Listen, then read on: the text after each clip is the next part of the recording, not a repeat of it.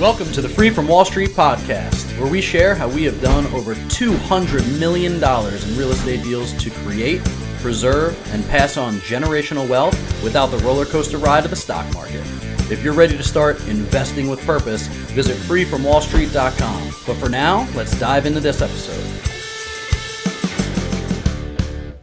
All right, gang, welcome back to Free from Wall Street. Today, we're going to be talking a little bit about something that is a little uncomfortable, but we're all feeling it.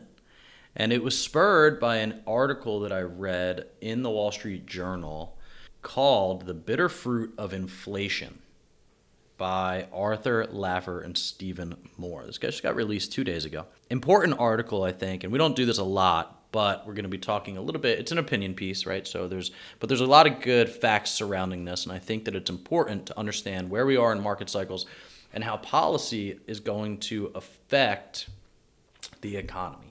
And politics aside, we have to look at the numbers, right? Everybody has to understand what consequences come from what actions, and has that happened historically before? And if so, what did we learn from it, if anything? Unfortunately, the current administration seems to have forgotten a lot about what happened in the 70s.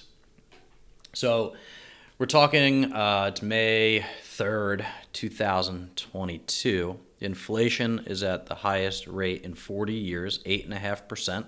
There's a ton of arguments online and other places about whether or not 8.5% is a real inflationary rate or if it's higher than that.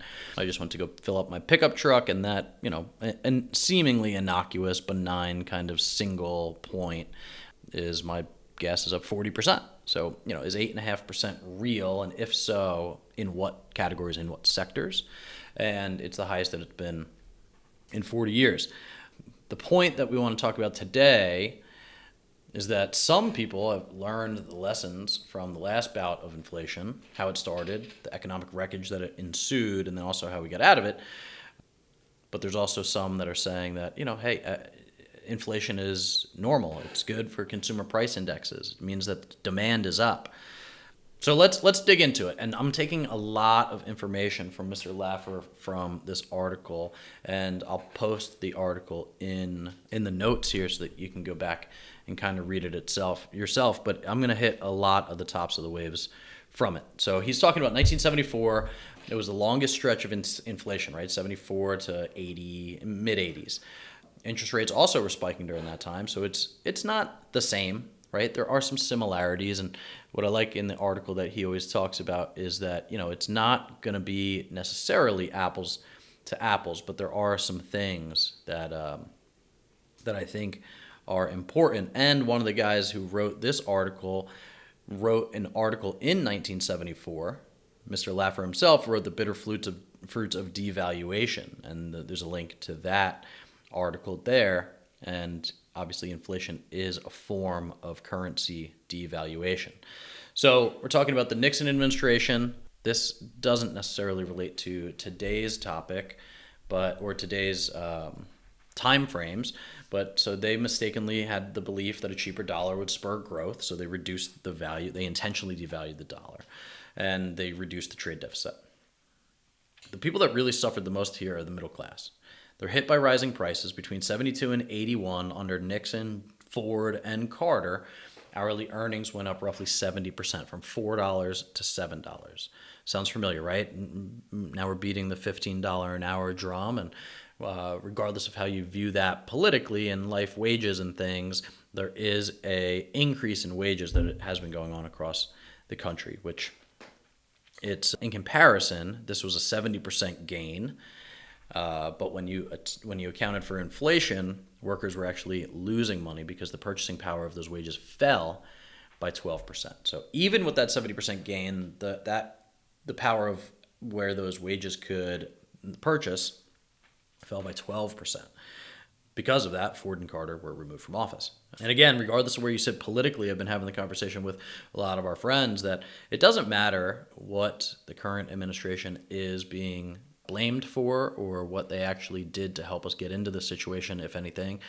But people, voters, holistically, will vote to get that person out of office if it gets bad enough, right? And I feel like it's we're only a year and a half into this administration, and we're starting to see some significant inflation, significant price increases, things like that. So that's part of the warning sign, right, for presidents in office, is that if you look historically, the people that do not get reelected, the reasons are largely economic.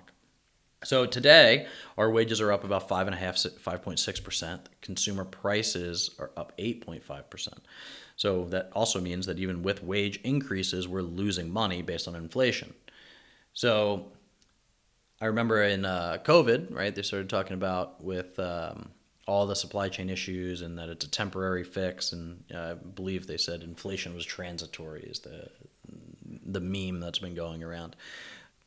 Obviously it's not, right? It continues to be an issue, and you can only blame it so far on global factors that are beyond our control.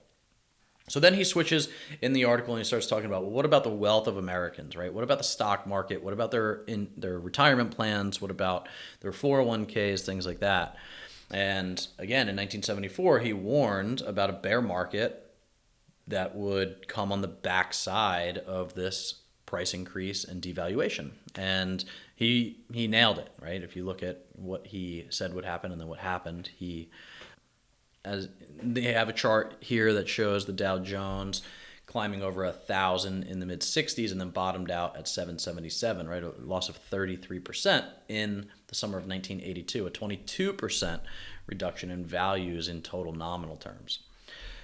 Investors, like workers, care about real returns, so they adjust for inflation, and the industrial average fell during that period by more than 70%, the worst 15-year stock performance since the crash in 29. We voted in Reagan. Reagan and the Fed chairman Paul Volcker had to sweat the 11% inflation out of the system through a return to stable dollar regime. I'm quoting here from his article, along with supply side tax cuts that encourage production of goods and services. And then a bull market ensued, right? But there was a long period, right, of inflation and bear market. And this bull market took place over the next 40 years, between 82 and 2022, and inflation averaged 3% during that 40-year period of time until our current administration. And I know there's a lot of things to point to regarding what creates that inflation in the first place, but also I think it's important to recognize that inflation hurts the American worker in their salaries and their savings. He goes on to talk about how demand-siders are wrong, and the argument is that multi-trillions of dollars of government spending in welfare programs and putting money into people's pockets, which translates into higher consumer demand.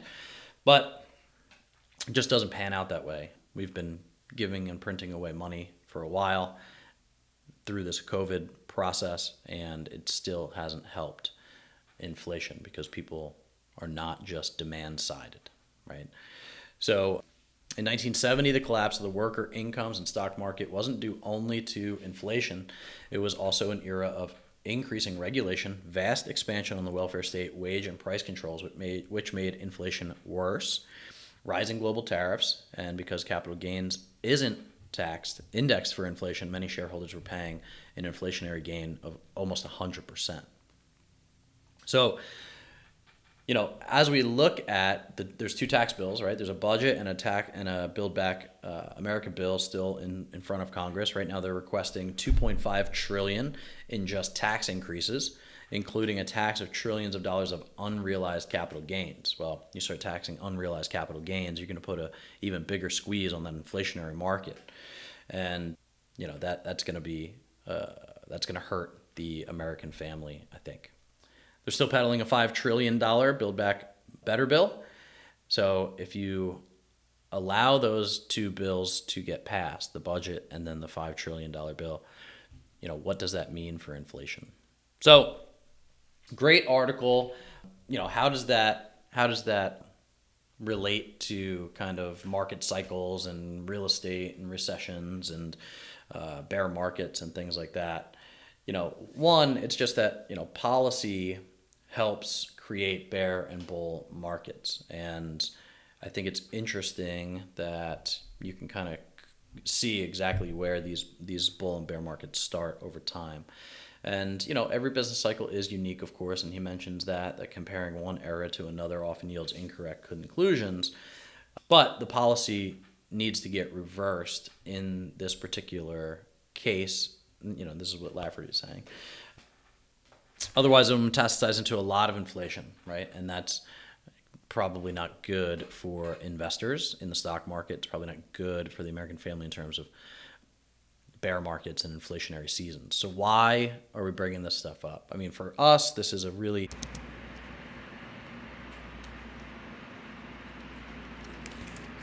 assets to markets when you're in a rising interest rate, rising inflation season. Over the long term, hedges very much against inflation, and that's because of mortgages, that's because of appreciation of values, that's because of rents going up.